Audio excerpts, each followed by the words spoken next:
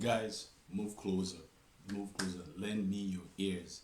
I have information that you do not want to miss. You do not have to pay more than what the Nigerian Immigration Services charges for e-visa applications anymore. You can go to their website, apply for the e-visa, make payment, and boom, success. Okay, so today I'm going to be sharing with you the process that I went through to apply for an e-visa for my daughter. I broke it down into four main bullet points, and I'll be sharing that with you. I took some notes. I'll be sharing that with you today. But before we move on, if you haven't liked, if you haven't shared or subscribed to this channel, please go ahead and do so now. You all are the reason that I am here today. Okay? All right, let's go on. One, you'll have to register an account. Okay? Please go to www.evisa.immigration.gov.ng, register, create an account, and then you will have access to the Nigerian Immigration Services portal. Okay? Number two, you'd have to select a visa category. I must tell you that there are two options for the visa category. There's an option for international folks and there's an option for returning Nigerians. International folks being folks that do not hold or have a Nigerian passport. So if you're Canadian, if you're Jamaican, if you're Swedish, that is the route you would take to obtain a Nigerian e-visa. It will cost you 160 US dollars, and there are various visa option types that you could come in through. You could use the business visa, you could use the sports visa, you could use the transit visa, and like I said, there are 13 visa types. So bonus category for you there. The other option is for Nigerians returning to the country, which means that you're Nigerian, you were born in Nigeria, or you hold a Nigerian passport. Now, I must almost tell you that it does not matter if your Nigerian passport is expired. All citizens of the country Nigeria are allowed entry into the national borders no matter what the status of their passport is.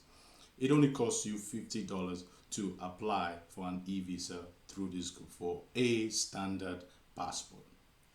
Okay, number three, you need to complete an application form.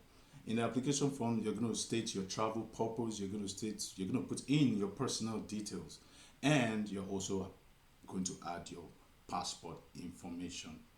Number four, then you will need to upload the required documents. Required documents could include consent to travel from parents, from guardians, your passport page, passport data page, hotel reservations. It could also include an invitation letter from whoever is inviting you to the country, and that also depends on what type of visa you apply for. So those are the four main bullet points that I wanted to talk about.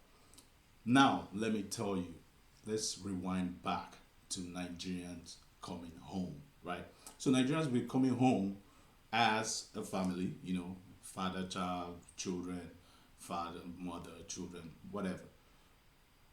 There is a certain drop down when you are adding your dependent that people always get stuck on. Okay? People get stuck on there because it only makes sense. Listen to me.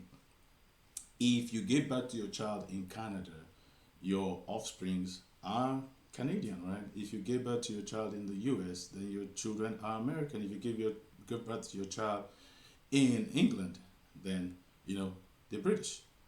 But when you are filling that drop down, it better be Nigerian, or else you will not be able to move to the next page. I got stuck on that page for a little while, a couple of days, before I figured out that something must be wrong here.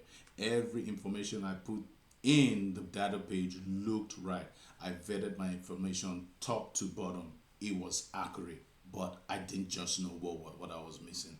At some point, I was thinking it was a system glitch. I do know that people have complained about this, so I was almost led to thinking the same too.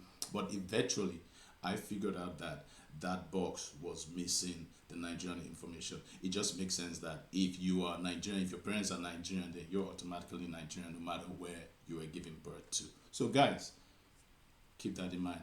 You can now go and apply for your e-visa.